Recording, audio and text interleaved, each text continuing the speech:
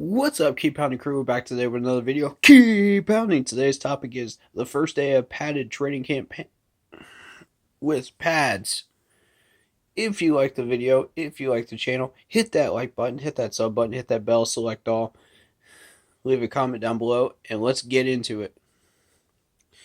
So, first day of training camp with pads. You can already feel the energy. You can already feel the excitement. These guys came out firing on all cylinders on these drills. I mean, that's the first thing I noticed. And I like that.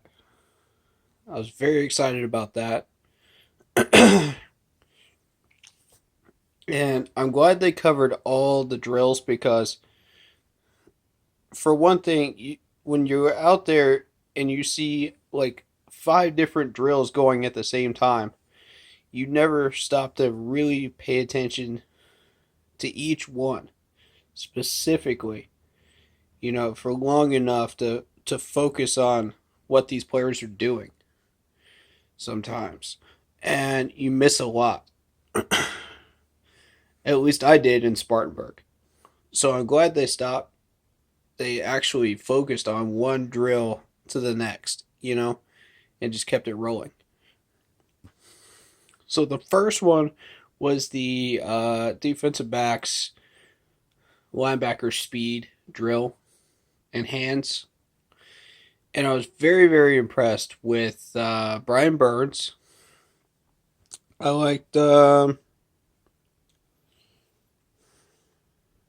was very impressed with a couple of players on that drill. So, we got a lot done on that drill. And Coach Rule specifically jumped into that drill and did it himself. Now that says 2 things to me. One, that sets a precedent of what these players should be doing. Number 2, it sets the bar in the tempo for the rest of the practice. Very impressive.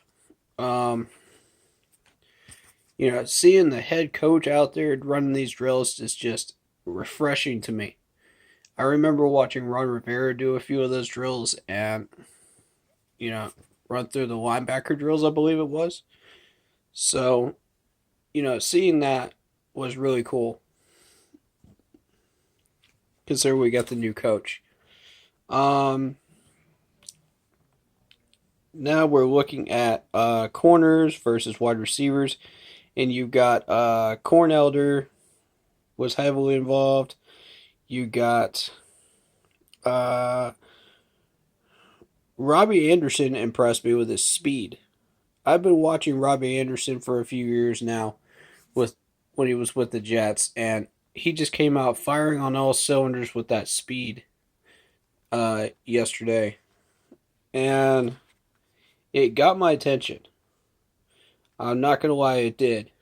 Because he absolutely outran his defender that was on him. And I believe that might have been Cornelder, but I'm not sure who it was. But he clearly outran him by at least 3 steps. I mean, it wasn't even close. They used Pharaoh Cooper for about 4 or 5 reps out there versus DBs, and I was impressed with that. Pharaoh's got good hands. He's got good catching ability. He's got good separation. You're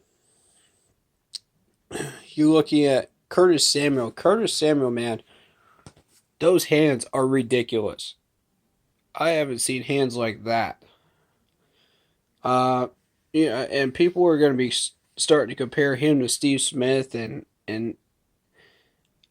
receivers like that, But I mean, it's first day of training camp, You expect to see some crazy stuff, but that behind the helmet catch, man, are you kidding me?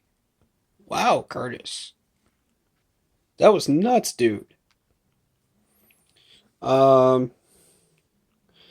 You had one a little bit overthrown to Keith Kirkwood. I don't know who it was that threw it, but he tried to one hand catch that thing and it just didn't work. Um, yeah, there were a lot of players involved yesterday. They got Hyman involved a little bit. Staley Thomas Oliver, I believe, had a pass breakup. I believe that was him. I got to double check the number, but I believe it was him. Um, yeah, it was Stephen Weatherly that I was trying to think of that was running that defensive backs drill, enhanced drill, the speed drill that I was impressed with. Because he came flying through there, man. That was crazy. Um, so you're looking at the new guy, number 16, Zalstra. Now, correct me if I pronounced that incorrectly because, it's a weird last name. So I'm just going to call him Brandon for right now.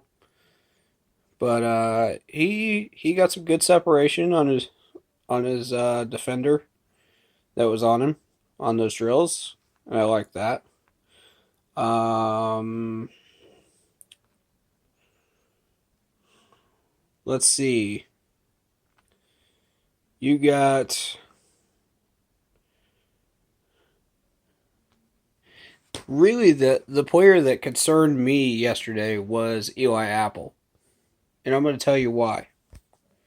Because I've watched Eli Apple play with the Saints. We've all seen him play.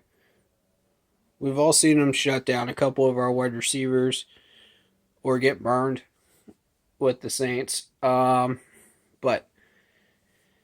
I was hearing talks about him taking plays off. Before I even watched the live stream of the training camp videos, and I can't lie, they were telling the truth. He did take a couple of plays off there, and he did redeem himself with a pass breakup, but I'm interested to see how he redeems himself today, and what that number two cornerback spot is going to look like going into the future here, because he's supposed to get the number two spot. He's battling Corn Elder for it. So, that being said, yeah, you got Stanley Thomas Oliver battling as well, and Troy Pride Jr. So that'll be an interesting battle to see which one of those four comes out on top.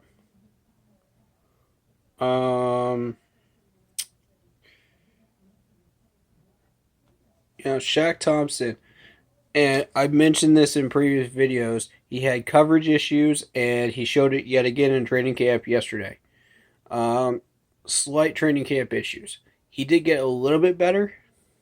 I'll grant you that. But again, it's training camp. It's day one. Everybody's making mistakes. Everybody's doing things how they do things. And, you're going to see a couple of mistakes from people. And that the coach says that's a good thing, you know. Another thing I liked about this was Jake Delhomme was narrating this whole thing. And, he was taking us drill by drill, rep by rep. And getting that fresh perspective from someone that's done these drills and has been on a successful team before is a learning experience for this team. We can look back at those training camp videos and just watch all the specific highlights. What they did right, what they didn't do right. I do want to highlight Corn Elder specifically. And Jake was pointing this out in the live stream, how he didn't go after the ball after that pass breakup. And he was talking about all the little things that could happen, like all those little turnovers and things like that could add up to a win. And he's right. He's absolutely right. You look back at the 2015 season, that added up to at least 2 wins, because we did all the little things right.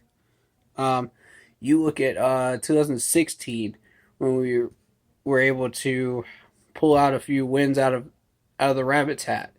You know, one of those was because of turnovers. Um, so case in point, he's absolutely right. Uh, and I'm glad he pointed that out. So, Jake Delhomme, when asked about his expectations of training camp, he says, number one, health. Absolutely. Two, you don't want the ball to hit the ground if you're a wide receiver. Three, team takeoff.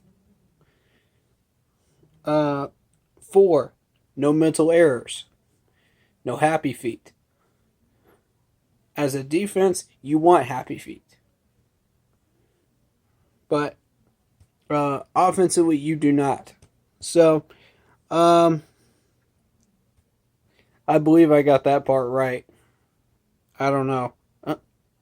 You guys correct me if I'm wrong on that section, but I like how he said that about the happy feet because um, the mechanics, the techniques, everything, the footwork is going to make a huge difference on the field. It always does. And he moves on. You want speed, up tempo. The coach says he wants these practices to be fast. He wants the game to slow down. I love that. I love that. Because that's what we're aiming for. You look back at all the successful teams. The game seemed to slow down, didn't it? When you were watching those games? When we were winning big? Specifically the Cardinals NFC Championship game, when they were replaying that. Notice how much the game slowed down once we started really rolling and clicking on all cylinders. That's what we want in 2020 and beyond. Um, and high reputation, high motor. I love that too. He touched on that a good bit, and it made a huge difference going into training camp drills. It made a difference on the field. You're looking at 73-degree weather. Typically, it's like 90 something degrees out there. Everybody that's been to the training camp practices knows this. I've been to how many now? And I've seen like 95-degree weather, 98. I'm standing out there just sweating bullets. I can't even imagine what these players are feeling under those suits, under those pads. It's got to be nuts. Um, but you definitely cherish those days, and Jake was talking about that a good bit. And again, coaches do the drills with the players. They're actively involved with the players on the drills. You saw the linebackers coach get involved. You saw Coach Rule get involved. You saw the tight ends coach get involved. I mean, that's the stuff you want to see, man. Uh, that's very, very encouraging.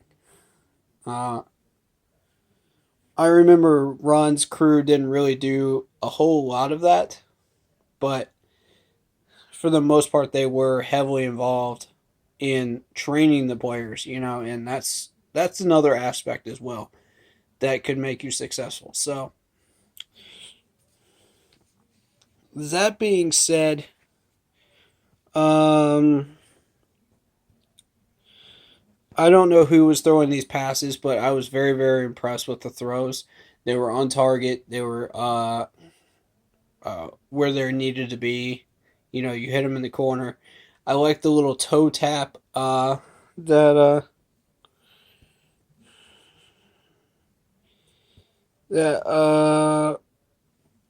who was it? Jameson did after he beat his man. And he had the little extra room in the back of the end zone, but he did the extra toe tap anyway to make sure, you know, those are the little things that I'm sure Coach Rule is going to point out in film, you know, um, and I'm very, very excited about that. So, that being said, good first day. I like Pharaoh Cooper. I like a couple of these players that were pointed out in that stream. But let's see what day two brings. Thank you very much for watching. Day two coming up soon. Until then, keep pounding.